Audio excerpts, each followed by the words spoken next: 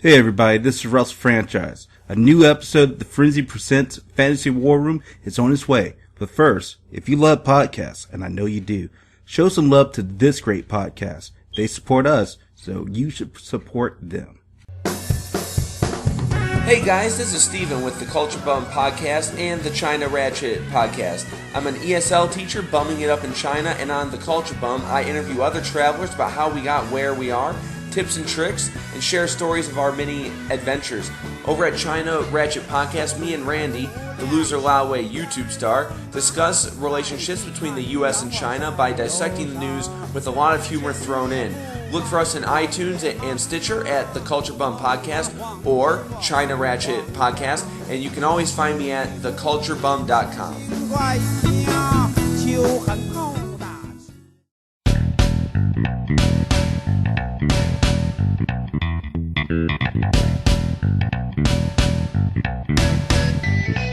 Welcome, boys and girls, to week 4 of the Frenzy Presents Fantasy War Room. I am Russell Franchise, as always, joined by my trusted Buddha, Fantasy Buddha, also known as Matt Carroll. What up, Matt?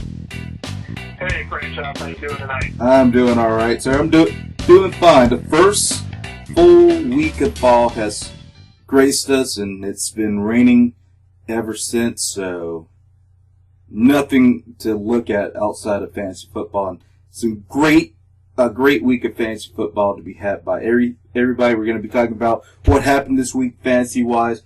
Try to get you rich once again with my get-rich-quick scheme. We'll ask Matt the same questions I always ask him, and we might cut a special promo for everybody here. But normally, Matt, I would start the show off by saying that I have a voicemail from James Lamberts, but he has not left the voicemail.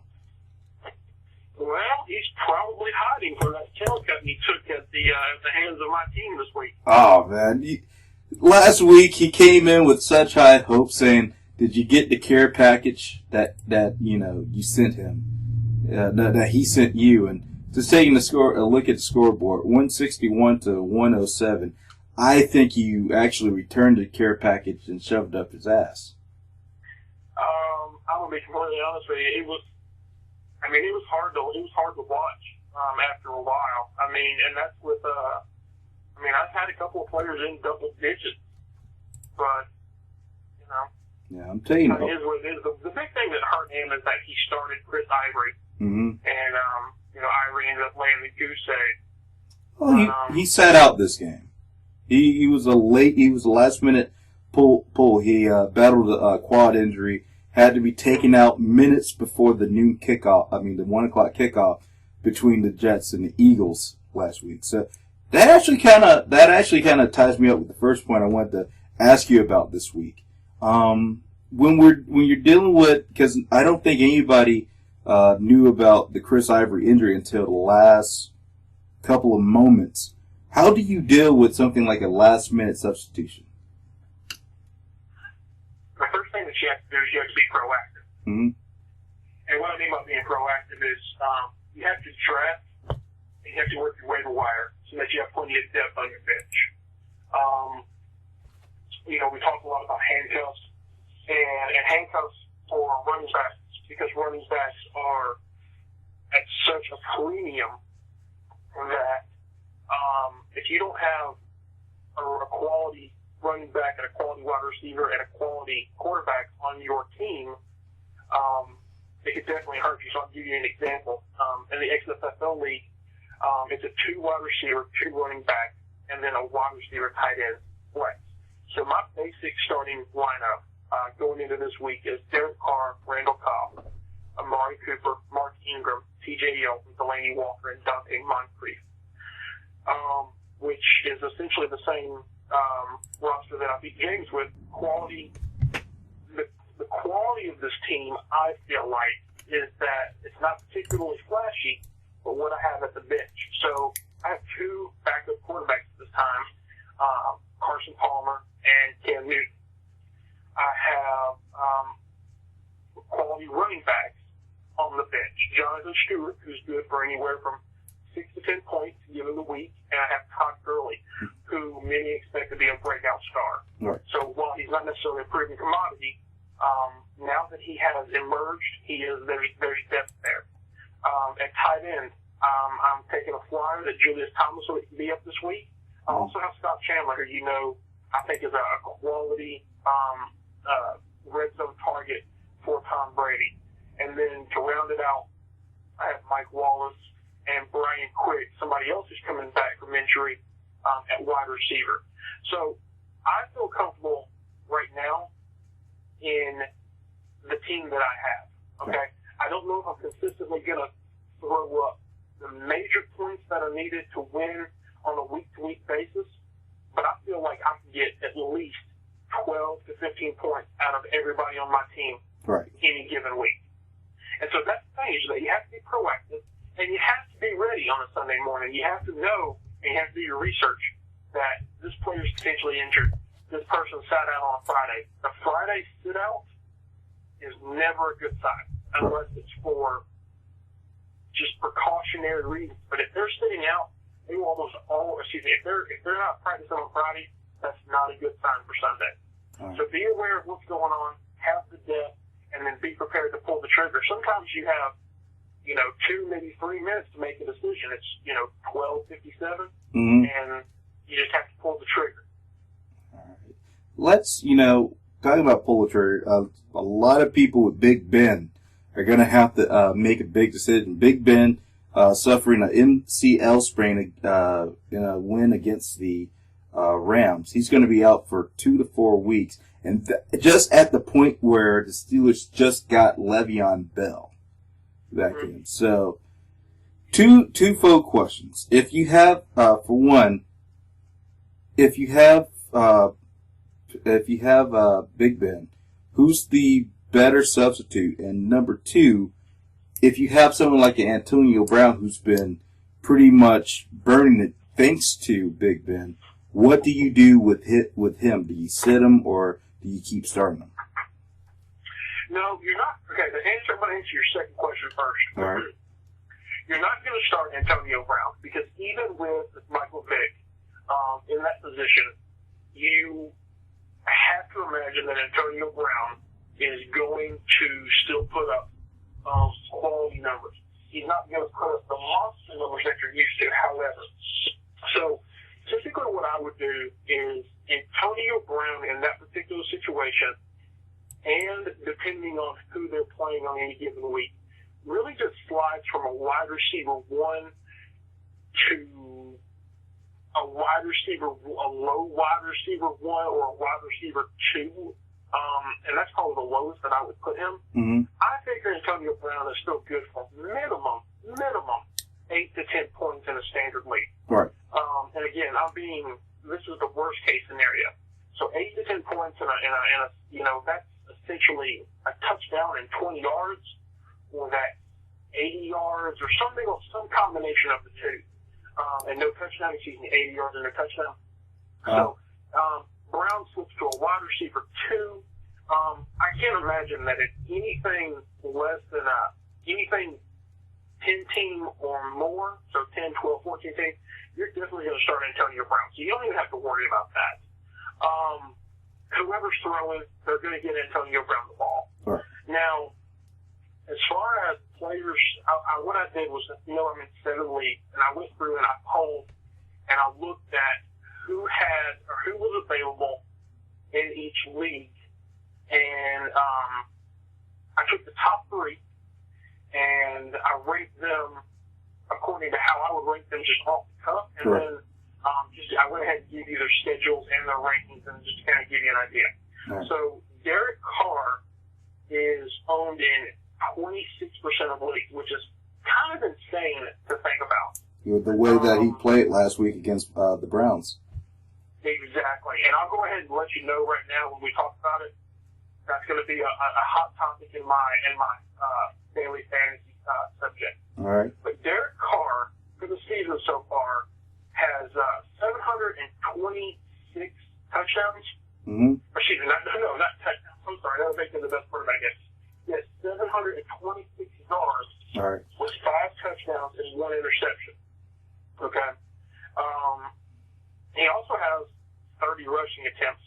30 rushing yards on 4 attempts. So the kid can scramble if need be. Right. That was my number 1. Tyrod Taylor is my number 2.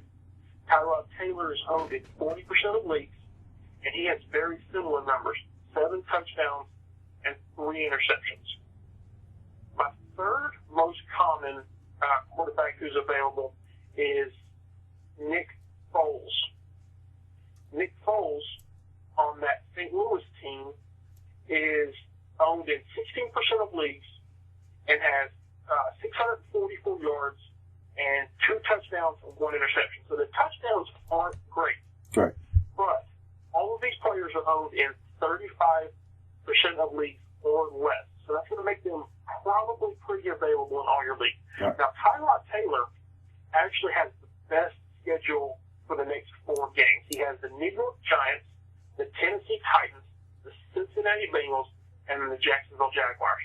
So 3 really primo soft defenses in the Giants, the Titans, and the Jacksonville Jags. Carr, on the other hand, has a great matchup this week. Again, we'll talk about that in Chicago, and then he has a very tough defense in Denver. Then he has a mediocre defense in San Diego, and then he goes back to that tough Jets defense. Mm-hmm. Last but not least, and this is pretty obvious considering the division that he's in, Nick Foles has the Cards, probably a top 5 defense in the league right now. Green Bay, nothing to shake a stick at. The Browns, which are sneaky good, a lot of turnovers there, and San Francisco, who isn't the San Francisco defense that we're used to. Right. So when you break it down by schedule over that 4 to 5 week period that we're looking at Ben Roethlisberger being out, you have Tyrod Taylor 1, Carr 2, and Nick Foles 3. All right. Bullet to your brain. Bullet to your head. Which one would you start on your own team? Oh, absolutely. If I had to start one, it would be Derek Carr.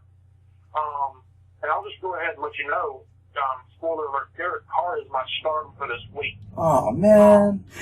I'm sorry, but we're talking about it.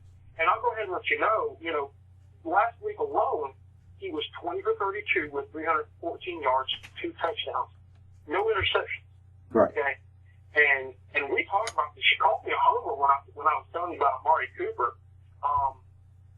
But it was pretty obvious that Amari Cooper is going to be something special, and he really brings out the best in Derek Carr. Right.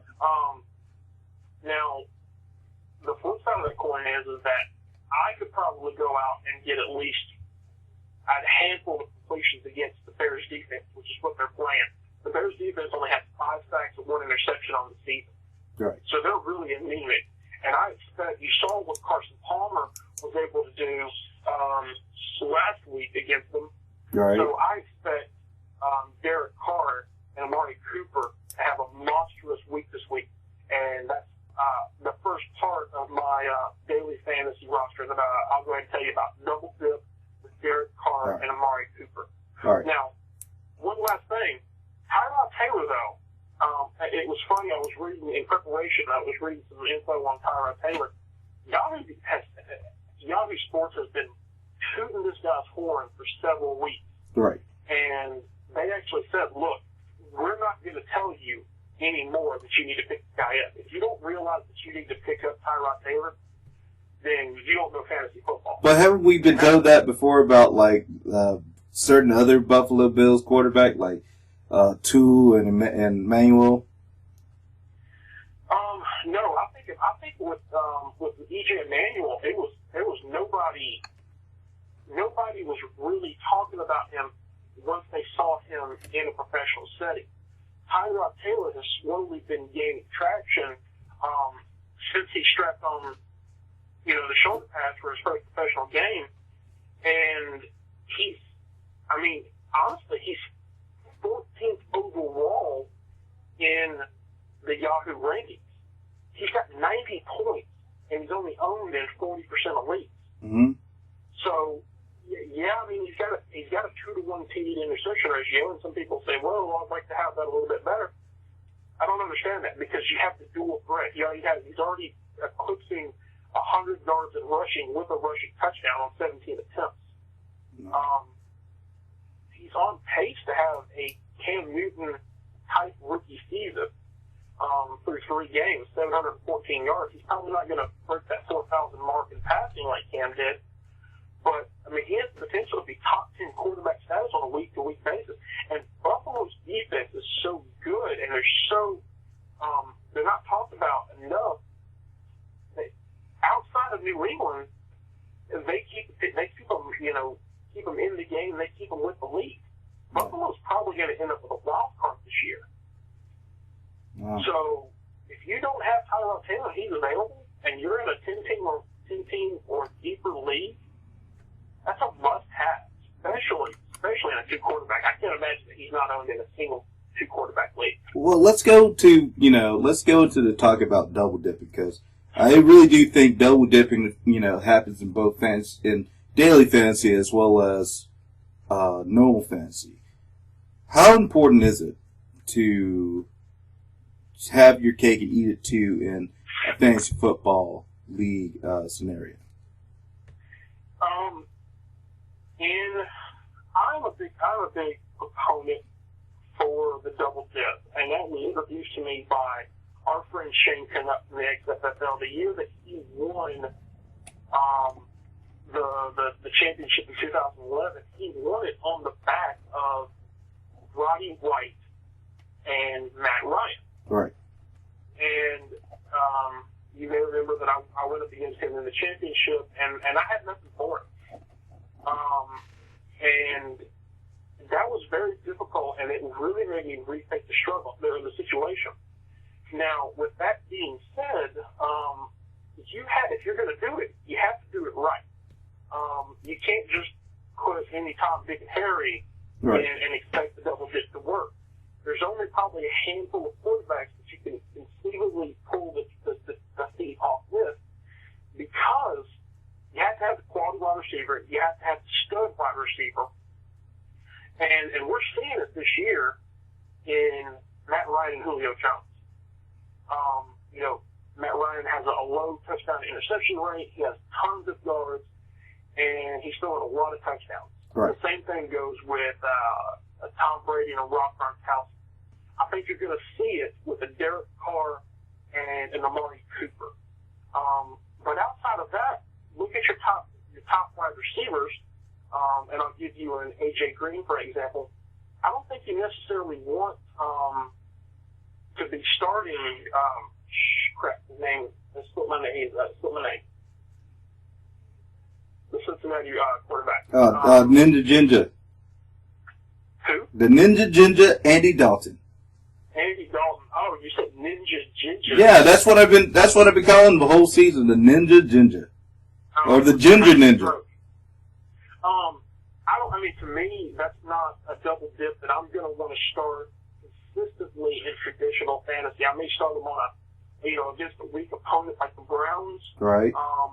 Or, no, not the Browns, like the Titans. But in general, that's not somebody I'm going to start outside of daily.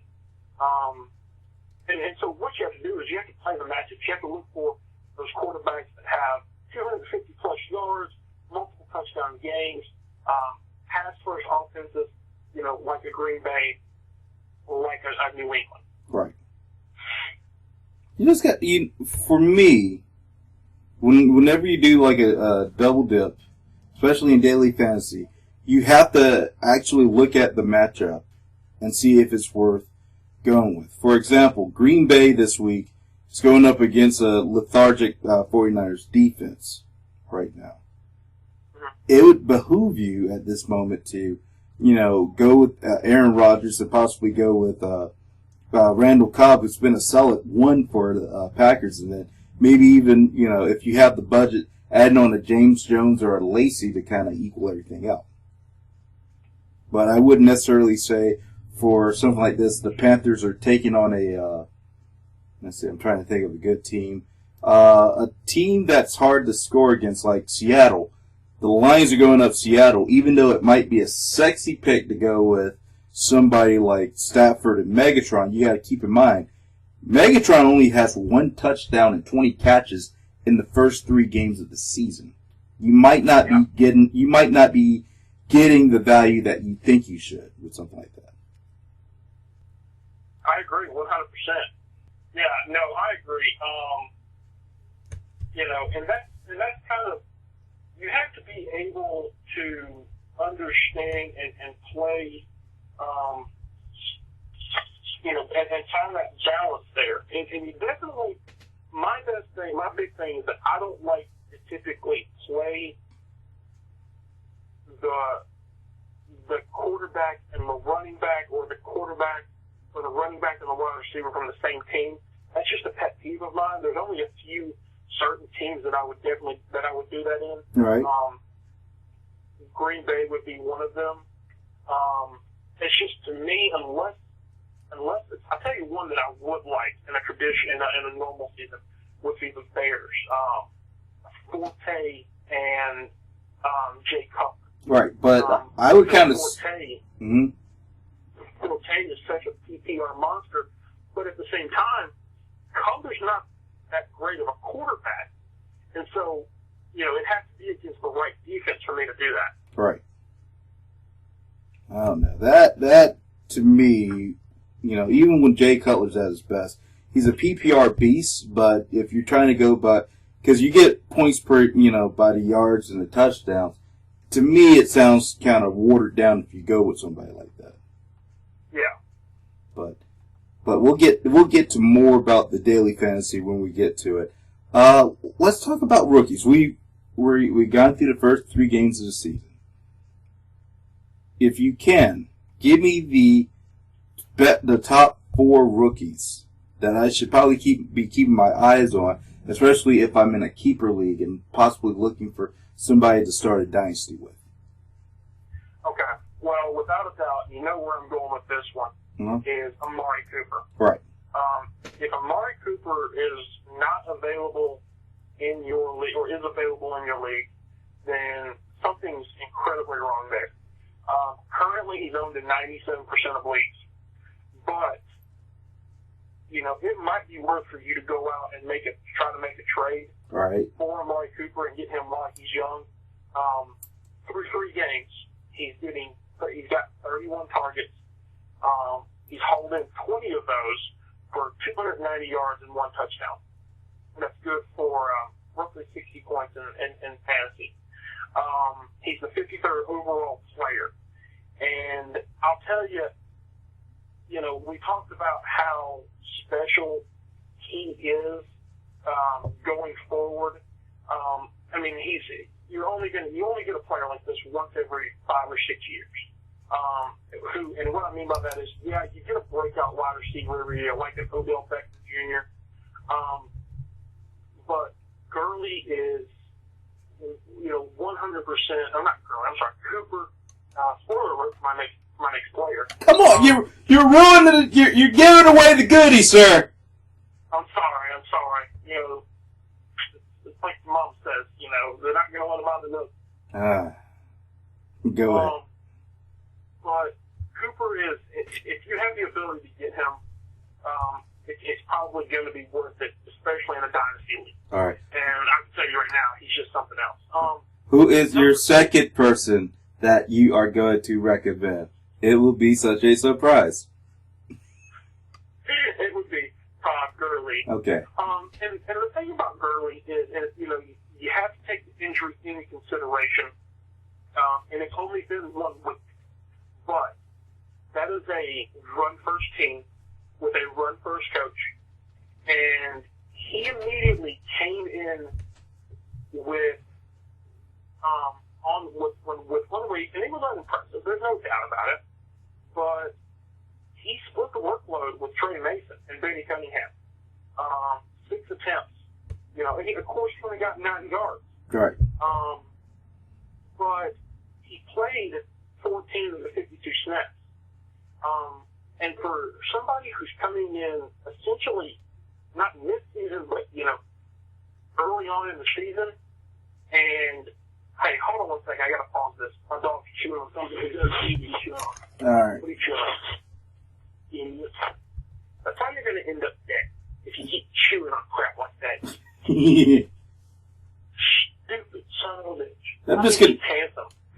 I'm just gonna keep this in the show because I feel like this is a moment for not just our fantasy owners, but dog owners. Don't let your dog chew on shit. He chews on toilet paper, and I mean, like, talk about fantasy. He's the quintessential. If he was in high school, he would be the star quarterback that all the women fawn over, but can't pass home ec. I mean, just idiot. Anyway, but Todd Gurley, I mean, going forward, he's owned in 88%. When it's gone up, it was 86% of leagues a minute ago. He's owned in 88% of leagues, and I think it's time, or as the weeks progress, you're going to see him really take over, Jeff Fisher's offense, and that's going to be the guy that they go to. Okay. A name that was not number 3, a name that wasn't necessarily tossed around too much. There was some preseason hype, but that I really liked is Detroit running back Amir Abdullah. Right. Abdullah is owned in 94% of the leagues. He's had 31 points so far this season. 21 attempts for 82 yards. And listen, here's the thing about Abdullah that I like, okay? That team is getting ready to undergo a legitimate change. Right. And what I mean by that is, Stafford and Calvin Johnson are slowly starting to shuffle out, and particularly Calvin Johnson, and you're going to see their values drop, and I think you're going to see Detroit come in with a strong run game, and I think the leader of that is going to be Amir Abdullah. Right. And I think he could be a week in and week out RB1 going forward.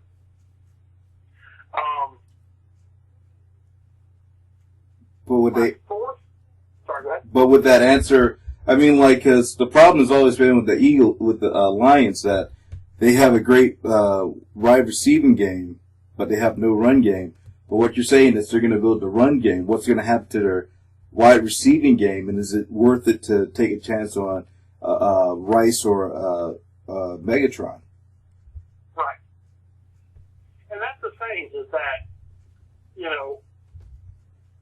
you're seeing, and you hit on it earlier, you're seeing the very quick demise of Calvin Johnson, and you just can't imagine that he's going to be around, or that he's going to be a fantasy impact going forward. So what are they going to do? Well, while they're rebuilding that fantasy core, or that wide receiving core, they're going to go to the run game. Right.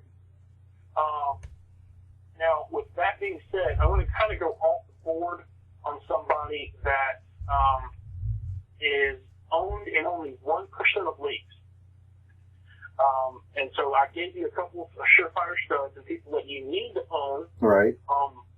But the last person I have is running back for the Miami Dolphins, Jay Ajayi. Jay Ajayi. Jay Ajayi, who you know from fantastic career at Boise State, amassed over 3,700 yards, 50 touchdowns, and was quite the receiving threat as well. Had over 700 yards in receiving. He really brought it strong in 2013 and 2014. Now, Ajayi is actually from, he's born of Nigerian Nigerian parents. Right. And he's from London, England. So his father's Obama. Okay, keep going. Yeah, so his father's Obama. All right. And we're not really quite sure who the mother is. But here's the thing about it, is that I think going forward, he could potentially be a really deep sleeper. If you have, I think he's going to get carries when he comes back from his injury. He is designated to return this year. Right. With that, so with that, I think, if I remember right, I think it was a MCL strain. I don't remember right off, but anyway. The point I'm trying to make is that the Dolphins are kind of in a tailspin right now. They went out and spent all that money on Ndamukong Suh, and Tannehill looked great in the preseason. We thought that he had a good receiving core, and that offense can't really seem to get together. And the running backs, you know, they're not bad, but I think Ajayi has the ability to step up and really be something special. Right. So if you're in a deeper league, if you're in a dynasty league and you're looking for somebody who could potentially, you could potentially have as a solid keeper for next year, or somebody who could be a breakout star, Jay Ajayi, Miami Dolphins. All right, so 4 solid people. Jay Ajayi to go with Ty Gurley. I don't know. Repeat the Detroit players, because we messed this up on the frenzy earlier. Amir Abdullah. All right, Amir Abdullah, and of course, man, I forgot who you mentioned first. It'll come to me. Amari Cooper. I'm an old man, Amari Cooper. Those 4 guys, get them on your list. I want to go ahead and say, because I'm an Alabama homer. Yeah. I personally think, to me, that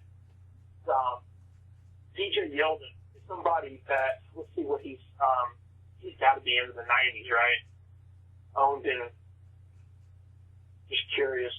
Yeldon is owned in 91% of leagues. Now, Yeldon, to me, is going forward, is obviously the number 1 in Jacksonville. Right. The problem with Jacksonville, and the thing for all Yeldon fans to understand, is that Jacksonville's going to get down early, and when they get down early, they're going to go to the passing game.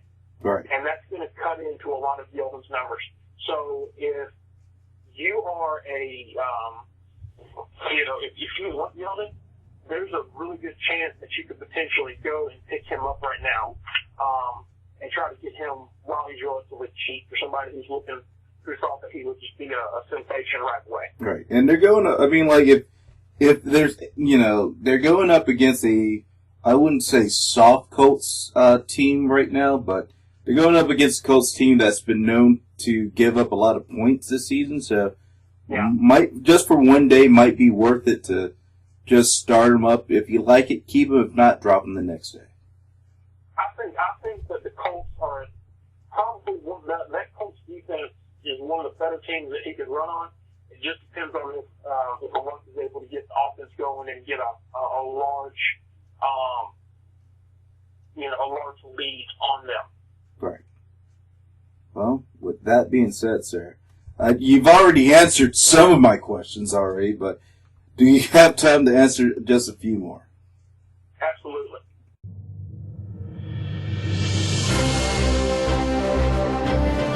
And now, it's that splendid time where Franchise asks Matt the same 4 or 5 questions he asks him every week!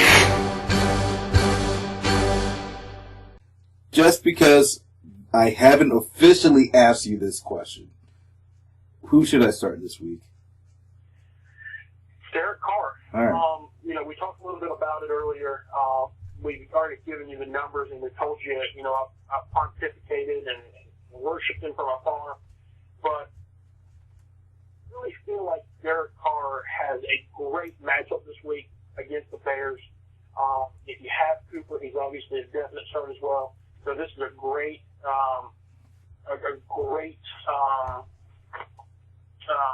matchup, double dip and daily fantasy option for you as well. All right.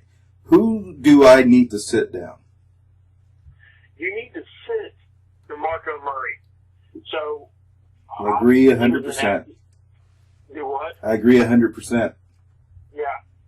And we're going to say sit him and watch him. He's going to come back and just, light the world on fire. But he was inactive last week, and there's a chance that he's going to be inactive this week as well. The thing that bothers me, though, is that through the season so far, he has 21 rushing attempts. That's it. 21 attempts for 11 yards and 1 touchdown. He has seen some pass. He has 13 targets for 9 catches and 54 yards. But if you look at it, if he doesn't have that touchdown, he's not breaking 5 points a week. Right. And so, there was much to do about that Chip Kelly offense. We talked about it a lot. And DeMarco has been really disappointing thus far. Well, it's like I said at the beginning of the season, it's just that, when DeMarco Murray had a line like he did in Dallas, he could be unstoppable because that line could actually buy him an extra second or two to actually read the field and whatnot. You look at what is going on in Philadelphia, when he gets the ball, he's pretty much, on cue to start running. And he doesn't really have that time to read the field or anything like that. Who do I need to pick up from the waivers? You need to go pick up Carlos Williams. Ah, yes, Carlos with a K. We were talking about him earlier. Had a monster game, 110 yards, 2 touches. Rookie from FSU. Yeah, and I'm gonna pull up his it'll pop up in a second. Come on. Carlos Williams, I want to get what percentage that he's owned. I don't actually have that. But he's been the name thrown around. He's averaging 13 points a week in standard leagues. Last week he had 8 attempts for 65 yards and 1 touchdown.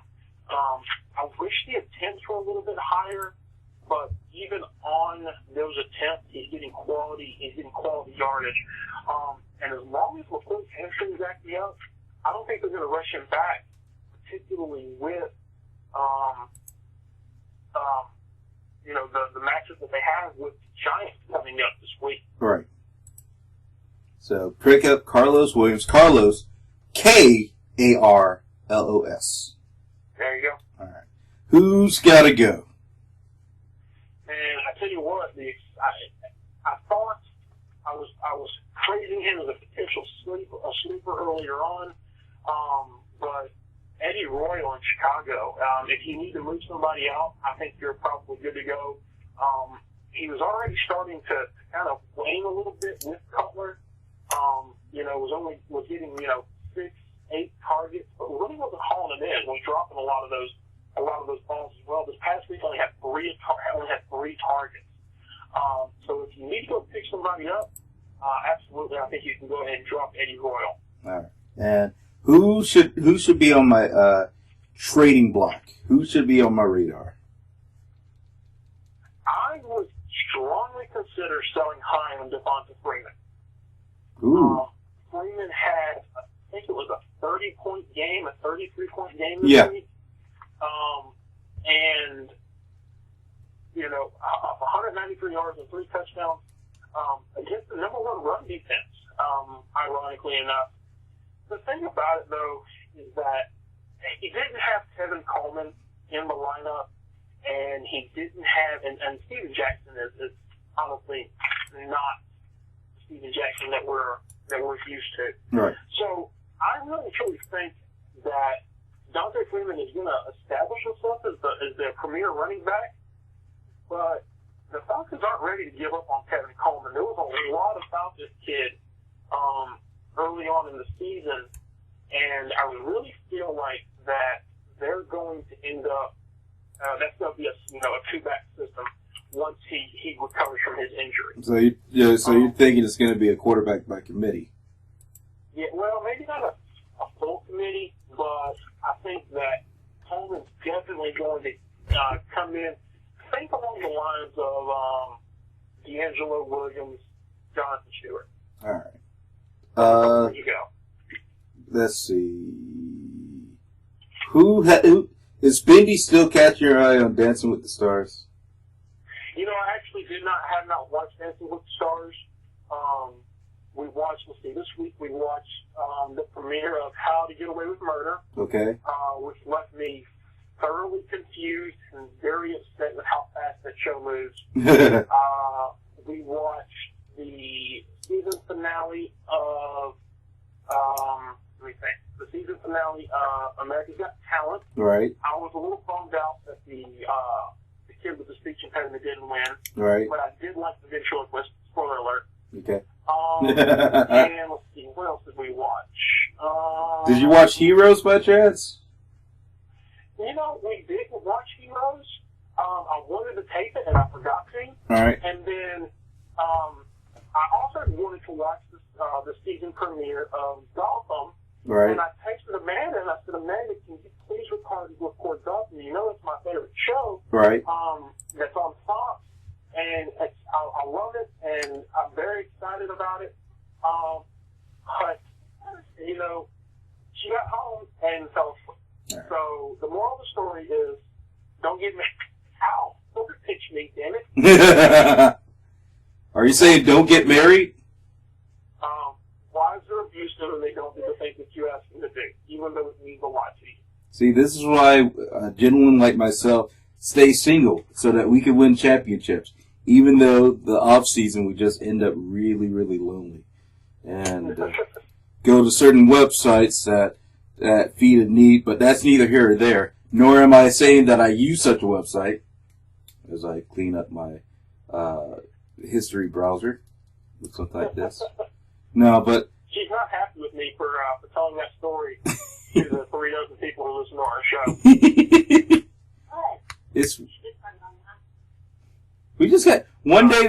We have to have you and Amanda just kind of tell us, how do you make the fantasy team works in your life? I think Amanda would enjoy coming on and doing a show one week. We could definitely do that. Yeah, just like we get Amanda, and it's just like we use it as a selling point, because girls can play fantasy football too. Amanda's one of those, rare specimens who actually won a championship. She's one of the good girls. Yeah, I mean, she's I'll be honest with you, she gets a lot of her information from, secondary sites. Right. But she puts the time in. Right. And every Sunday, she's watching the Carolina Panthers. And it makes me proud that, that she puts the kind of effort in and that she does on a weekly basis. Right. Now, you did mention sites. You did, one thing that you sent me a text on, you said there was a website that you had found online that you wanted to plug on the show. Yeah, it's called Fantasy Pros. And it's something that I know has been around for a while. Apparently, because, you always have that guy that's like, oh, that website's, so 2013. But I think it's a pretty good website. Here's what I like about it, though, is that it allows you to input your league's rosters from Yahoo, ESPN. They're linked up with all of the major companies like DraftKings. They're not just football specific. They also have baseball, NBA, and NHL. Right. And I'm still learning a lot about the website. But I mean, they have all kinds of information on here. There are all kinds of tabs, and I highly recommend that you go try it out. They have a DFS lineup optimizer. They have a start and sit. There's a waiver assistant. So, especially if you implement or input your roster, it's a really good option to try and a really good resource for you to go use. Yeah, I'm playing with it right now. It actually just created a lineup for DraftKings. So I might try it out, but I already have my get rich quick scheme already planned for this week. All right. Oh, really? What is that? Let's go to it right now. Hey, this is Nicky Falcone, and Franchise's Get Rich Quick Scheme of the Week is completely on the up and up. All right. First of all, I just want to say congratulations again to you, Matt Carroll, because I genuinely thought that I was going to beat you this week. I had a 143.30 week, and then you sneak around with Aaron Rodgers. I was like, you either got Aaron Rodgers or he's got Alex Smith. He got Aaron Rodgers 155.12 to my lowly 143.30. Yeah, and I'll tell you, I was real close to finishing in the money in a couple of leagues, but I I gambled on Marshawn Lynch, and him going out ended up really messing me over. I had 15 points for just about every other player on average. Sure. So you win some and lose some. But I beat you, and I'm 2-0 in daily fantasy. So that's a pretty good day at the office. I will say this. And I went 4-3 overall. Yeah. I will say this because I played upwards of 6 teams this week. I put in $11 on 6 teams this week, and every team either underperformed or just didn't do that well, except for one team, which I can share with you. I played in a $3 $50,000 safety where the first place would get, I think, $20,000.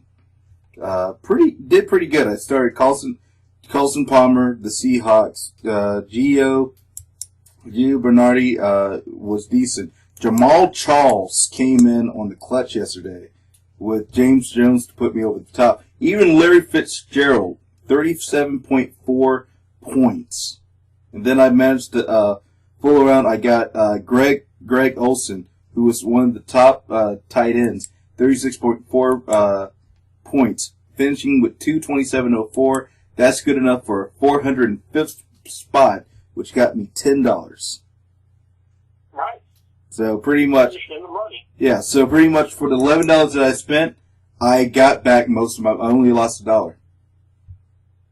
Excellent. Yeah, and the funny thing is that dollar I lost was actually a bonus dollar that they gave me for my for joining the deposit bonus. So pretty much, I technically broke even.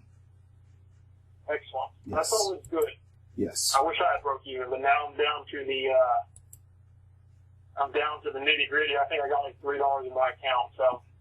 Well, let's play around with it. I got another contest going, and this time, normally I say play to the matchups. I am just gonna, for 1 week, I'm gonna do me. Russell's gonna do Russell with this lineup. So, my matchup right here, if you want to hear it, sir. I got Aaron Rodgers against the 49ers. And I pretty much stacked it with Lacey and Cobb coming in. I got Chris Johnson, who's been amazing with stuff like this. Hankerson, along with James Jones. So I'm pretty much heavy on the on the Packers bandwagon. Jason Witten, Larry Fitzgerald, and then I'm going to put faith in the Cardinals D. My problem for the past couple of weeks is that I've had amazing lineups in terms of players, but it's always the defense that's let me down. So if you can, what is a good way of gauging defenses in a DFS situation? Man, I tell you, it's really difficult to gauge how a defense is going to react on any certain week. I will say this though, what you have to do is just kind of go with the proven commodities, in my opinion, and either go for broke and put all of your money into solid stud players and just spend the bare minimum, which is like $2,300 on the 49ers. Right. Or you can pay up a little bit. But I mean, I tell you that difference between, let's see, it was $2,300 or $3,700 for the Seahawks. Right. I'll also tell you that playing the matchups against weak teams. So think about who the weaker teams are in the league. Who's playing the Bills? The Bills are playing the Dolphins. Sorry. Wait, what did you say? The Bills are playing the Dolphins this week. No, the Bills are playing the Giants. Sorry, my bad. Yeah, the Bills are playing the Giants. And what I meant to say was I meant to say the Bears. The Bears are playing the. They're playing Oakland. They're playing Oakland. So that's not. I would be willing to possibly take a gamble on Oakland's defense at $2,600. Correct. who's playing Minnesota? Minnesota's playing Denver. Yeah, they're playing Denver. You know, and Denver's going to be one of the higher values. That's 3,300. Who's playing New Orleans? That would be a good one. The New Orleans Saints are playing. Give me a second here. Cowboys. Cowboys? I would have gotten it if you gave me a second. You're fine. I'm just scrolling through and I see it. So you're at 2,800 there. So if you can save that $900, that's the difference between the Saints and the Cowboys, and you know, potentially that $900 can be the difference between, say, a Julio Jones and a Dante Moncrief. Right. If you're looking for the big time bonuses. All right. And, you know, are you ready? Bear with me 1 second, dude. My Bluetooth stopped. All right. Can you hear me all right? I hear you. All right, good. Back. All right. And do you want to give your team, or do you want to surprise everybody next week? Let's go ahead and surprise them because I'm not quite ready at this point. All right. Well, and yeah, I'm just I'm not 100% sure on not 100% sure on what I'm going to end up doing. All right. Well, we'll keep you updated. Of course, next week we give you the breakdowns. We'll try to put the lineups when we get them on Facebook.com/FranchiseFrenzy, the only place to catch the frenzy in all its forms, as well as Twitter now, @FranchiseFrenzy. Join us. Let us know if you have any questions or whatnot. Also, I will also let you know, in terms of my get-rich-quick scheme, there's now esports on DraftKings, where you can actually put together a team based on the esports. So there's actually, if you want to do it right now, a $1,000 LOL opening launch special, which is free. And I pretty much, not knowing anything about esports whatsoever, put together a winning lineup that will win me lots of money, at least $100. It goes like this. It goes like this, Matt. You there, Matt? Matt, you there? I'm there. All right. Amazing J. I don't know who he is, but he's a top. Wisdom. I don't know who he is. He's a JNG, which I'm going to say jingle. He's a jingle guy. Ryu, mid guy. You know, I've always said this, you need a good mid guy. For 5,100 points, he's one of the best mid guys. I went top dollar with Reckles, the ADC. I don't know what an ADC is, but Reckles, it made me giggle. So that's why I spent $7,000 on him. Kitties! He's a soup. So I'm guessing he's a supervisor of a team. 4,300. That's a great value. I got two flexes, Baker and Kuro, Kuro.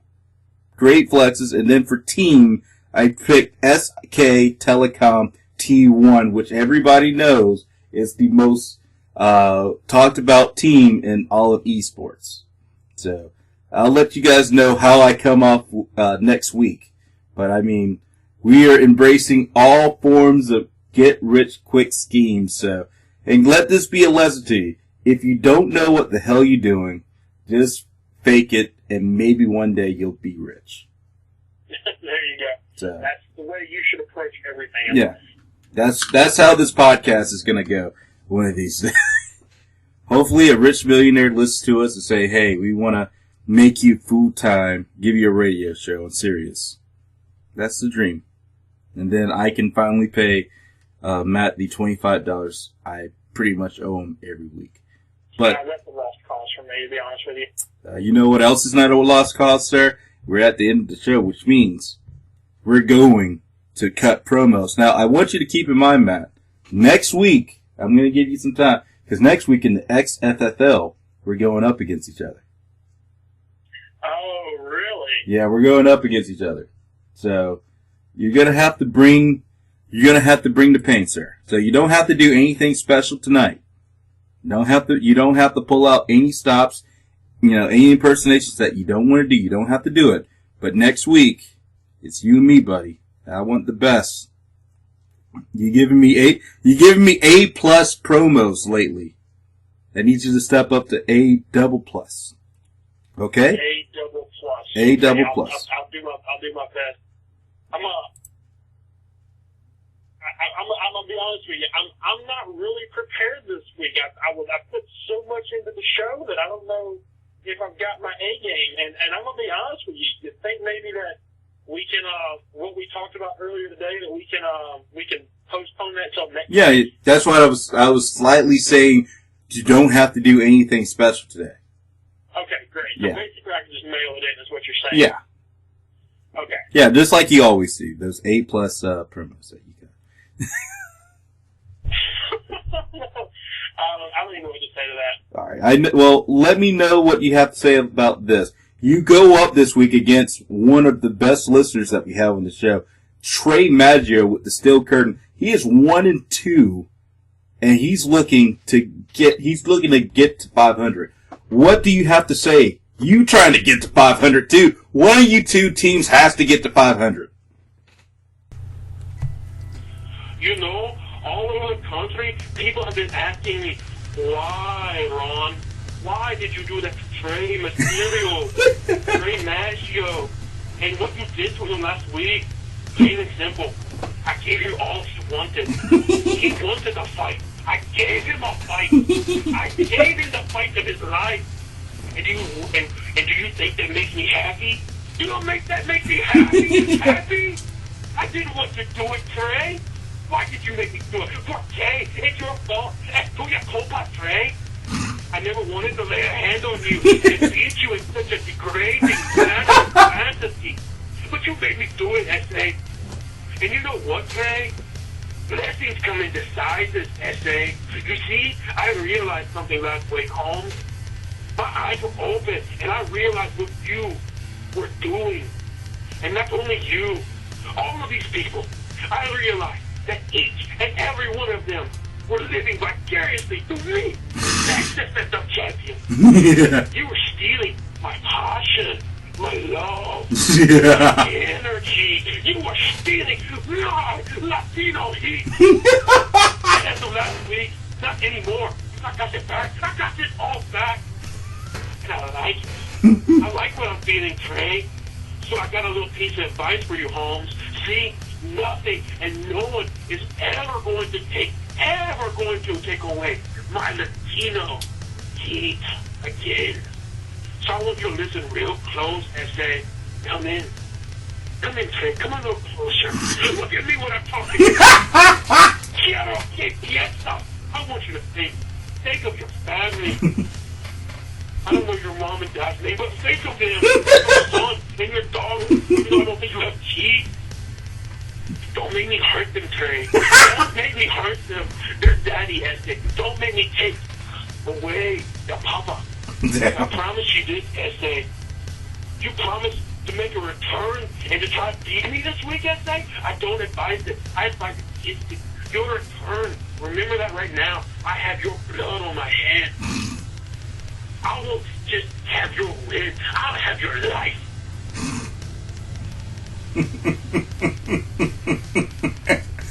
Man. And now it's going to be Game War Rebel.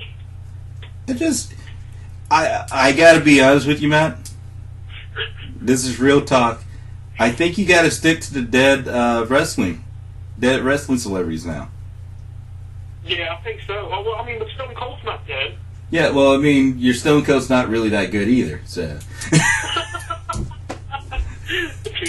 Yeah, so. I sounded like a Mexican better than I sounded like a redneck from Texas. You know, if you were a Republican, I would not believe it. The Latin fire burns deep inside your loins. My Latino heat. Man.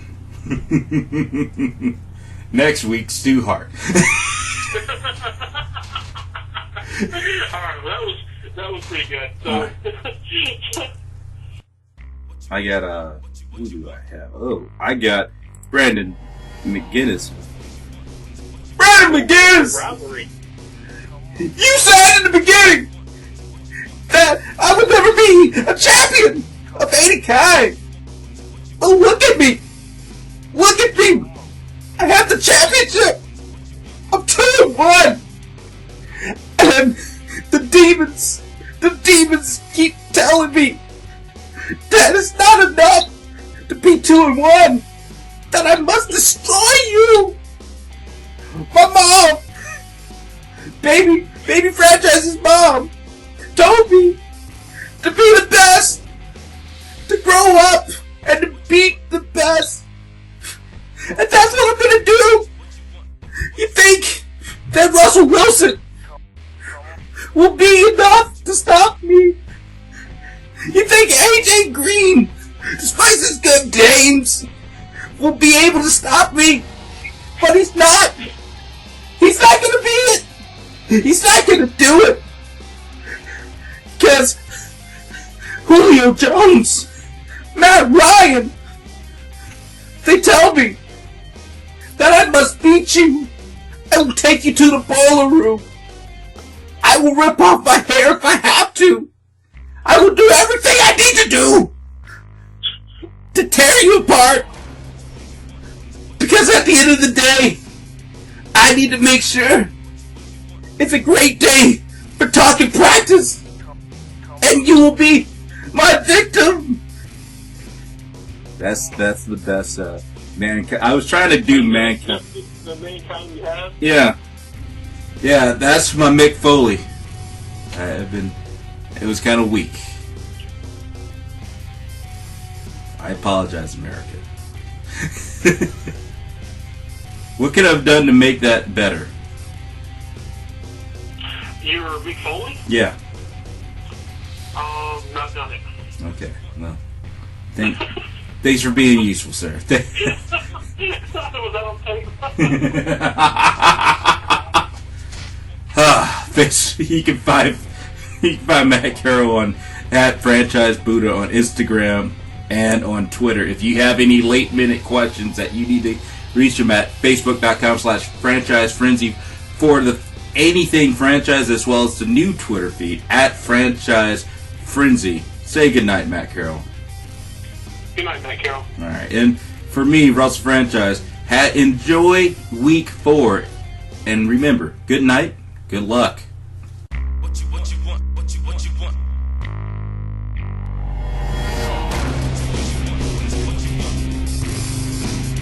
Come on.